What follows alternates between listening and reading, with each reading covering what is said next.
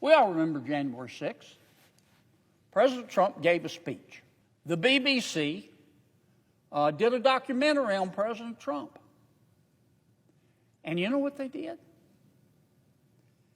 They took his hour-plus long speech, and they took two snippets from that speech.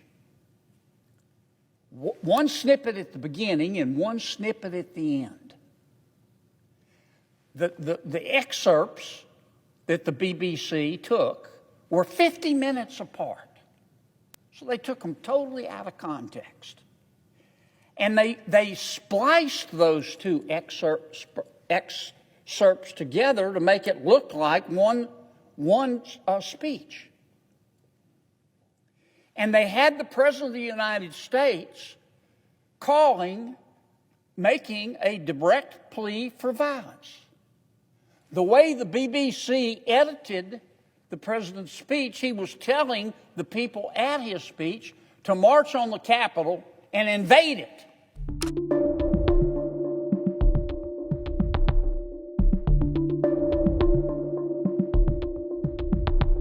Madam President, I wish I'd started with this first. I hate to end on a negative note, but the second thing I want to talk about makes me want to stick my head in an oven.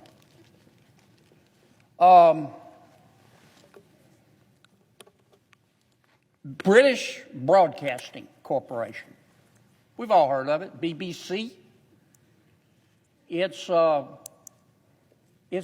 United Kingdom's version of the Corporation for Public Broadcasting. The BBC is the United Kingdom's state-owned, state-paid-for, state broadcast corporation.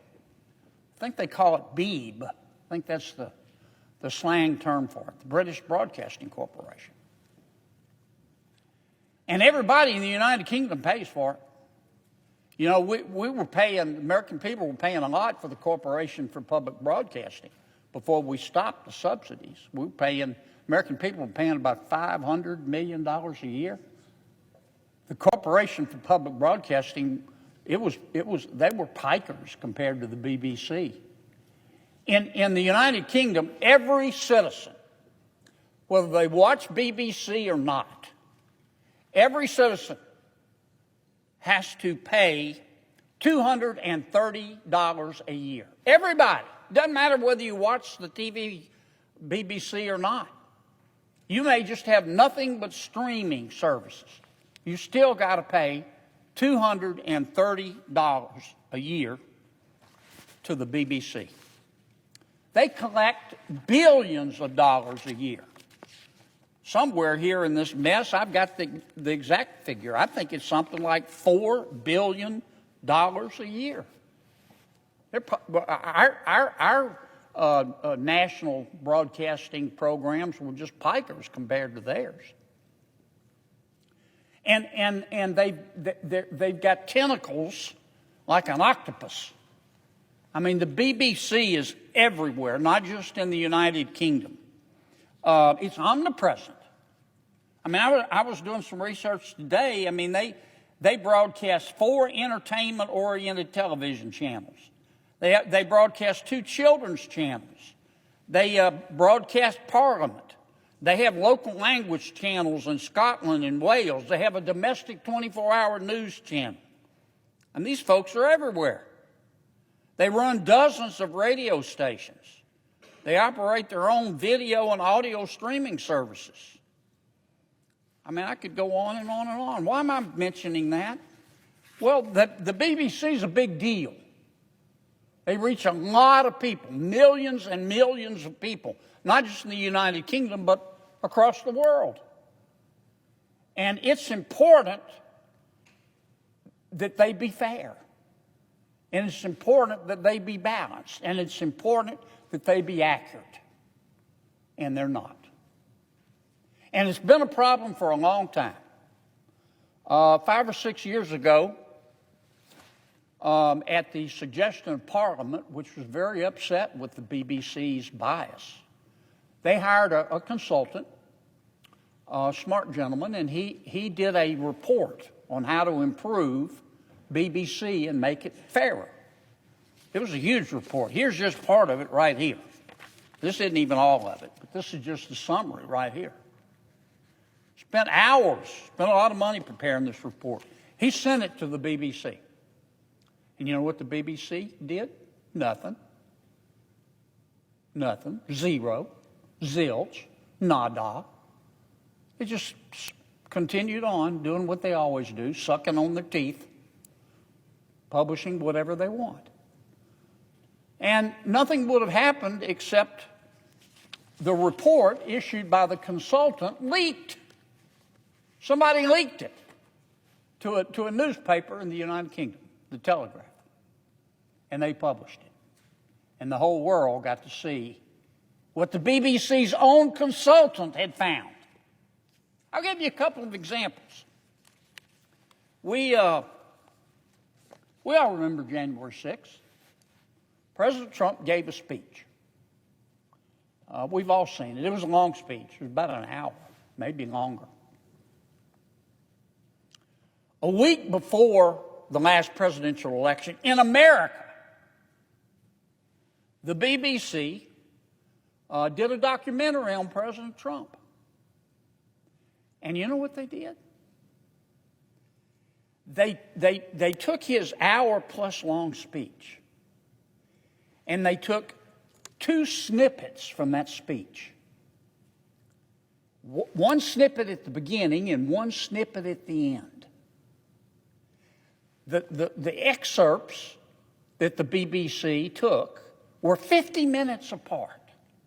So they took them totally out of context. And they spliced those 2 excerpts together to make it look like one speech. And they had the President of the United States making a direct plea for violence. The way the BBC edited the President's speech, he was telling the people at his speech to march on the Capitol and invade it. Well, that's not what his speech said. Now, reasonable people can disagree all they want to, but no reasonable person can listen to the President's speech and conclude that he told people to go out and riot and break into the Capitol. But the BBC took these 2 snippets, put it together. I defy you. Listen to it. They've pulled it down now, but it's on the internet. It sounds like the president is telling his supporters, go to the Capitol and raise fresh hell and invade it and hurt people. And then you know what they did on top of that? After they edited the president's speech, he didn't say what they said he said. They showed a clip of the Proud Boys. We all know who the Proud Boys are. Marching on the Capitol, as if the Proud Boys were acting in direct response to the president's speech that the BBC edited. One problem. The footage that they aired of the Proud Boys, it didn't happen after the president's speech. It happened, the footage of the Proud Boys marching along was way before he ever gave the speech. And they packaged this junk together and ran it on television. And this consultant called them out. And the BBC ignored it. You know what else the consultant found? The consultant found that one of their news, he pointed out that one of the BBC news channels, a reporter on one of the news channels, reported this to the world. I'm going to quote this news reporter from the BBC. Trump is out there on the campaign trail saying he wants people to shoot Liz Cheney in the face. Is that the sort of thing that women react well to? This is a reporter for the BBC. The President of the United States never said that. He never said it. They just made it up. They were either lying or they need to put down the crack pipe.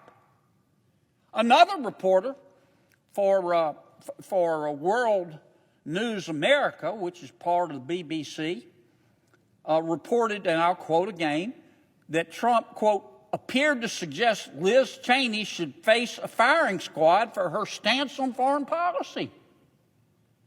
They attributed that to the president. He never said that. The consultant for the BBC sent this report to the BBC and said, what planet are you people living on? You can't, you're supposed to be a news reporter. You can't just go make quotes up.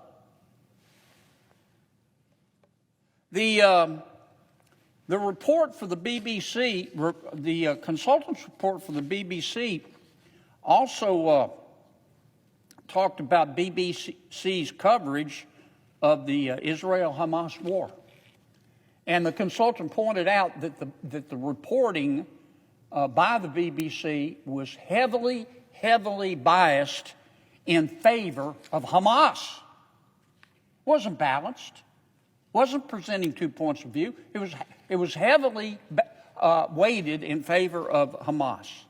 For example, in February, the BBC produced a documentary on Gaza,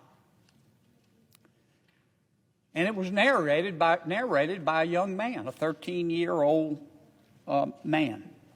What the BBC forgot to tell its audience, the 13-year-old's dad was a Hamas senior official. Balanced reporting? Gag me with a spoon.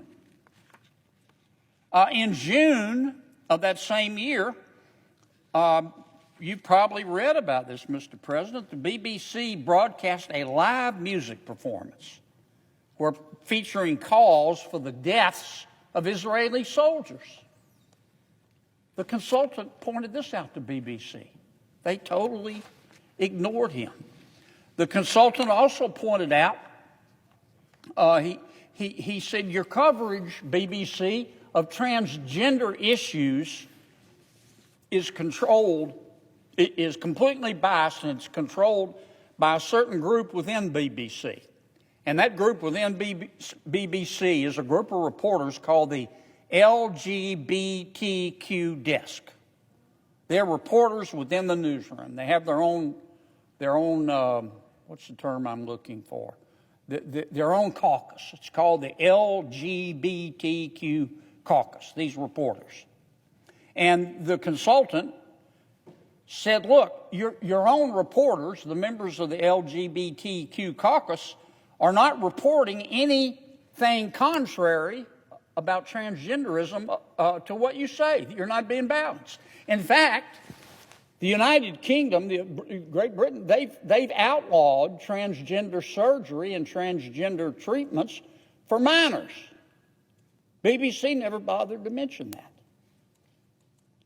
Now, look, you might be thinking, Mr. President, what's the big deal? It's another country, but it's not right. We may not be brothers and sisters, but we're certainly first cousins with the United Kingdom. And BBC broadcasts worldwide. And this is simply not right. When the good people of our cousin country are having to pay $200 a year. Now, President Trump has said he's going to sue BBC. And you know what? I hope he does. I hope he does. This is disgraceful. And it's why I said that it makes me want to stick my head in an oven.